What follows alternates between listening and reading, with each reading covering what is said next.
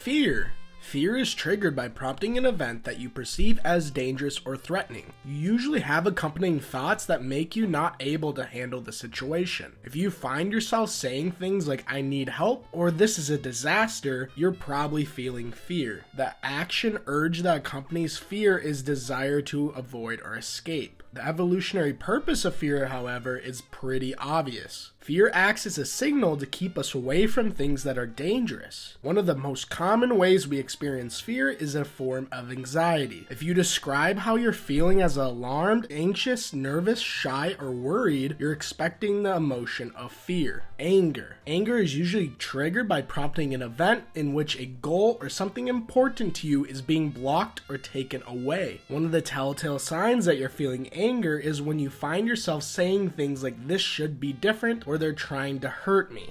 From an evolutionary perspective, anger serves as a warning signal to keep you from losing things important to you and your survival, or just to keep you from being taken advantage of. So the action urge that accompanies anger is usually to want to attack or strike back, either physically or emotionally. If you're feeling annoyed, frustrated, irritated, insulted, or just rageful in general, you're experiencing the emotion of anger. Sadness. The state of sadness is usually the emotion you feel when you experience a loss. It can be an actual loss of something tangible or a figurative loss, such as a loss of the potential or the idea of something that you wanted very much. The action urge that accompanies sadness is to withdraw or isolate. From an evolutionary perspective, sadness helps us to appreciate what we have and to take better care to guard from losing it.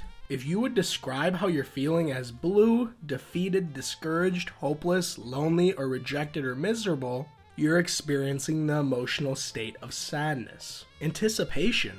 State of anticipation, also known as being enthusiastic, is the emotion involving pleasure and sometimes anxiety as well. In considering some expected or longed for good event or irritation at having to wait, a subcategory of anticipation is also hope. The name for pleasured anticipation is excitement. Anticipation can be shown in many ways. For example, some people seem to smile uncontrollably during this period, where others may seem ill or sick. It is not common for the brain to be focused on an event that the body is affected in such a way. Stage fright or butterflies is a well-known type of anticipation stemming from somebody wanting to perform well in front of a crowd of people. Disgust. The state of disgust is triggered by things that you may find gross, dangerous, and distasteful. It's hardwired in us to avoid things that can make us sick, but we all have had the experience of finding much more than just food disgusting. The action urge that you find yourself noticing with disgust is avoidance, and a universal facial expression everybody can identify with that comes with the accompanying statement, "Ew, ew, ew." If you were to describe how you're feeling as appalled, offended, repulsed, or turned off, you're experiencing the emotional state of disgust. Shock. The state of shock is a heightened level of stress, usually leaving a person debilitated emotionally, mentally, and or physically. Shock can be caused by tragic events like family deaths, accidents, or high-stress situations in general. The state of shock itself follows these events. It is usually expressed as an inability to process the events that occur. Different emotional states following, which can evolve into grieving. There's also pleasant shock, like a baby being born, winning the lottery, or a celebration in general. On a side note, the state of surprise, similar to shock, is also spontaneous. Surprise is often expressed in a fraction of a second, compared to shock that can span over a few minutes to days to even weeks. The intensity of surprise is associated with physically how much the jaw drops, but the mouth may not open in all cases. The raising of eyebrows, at least momentarily, is the most distinctive and predictable sign of surprise. Horny. The state of horny is the idea of horniness derives from sexual desire. The consistency of horniness varies from person to person,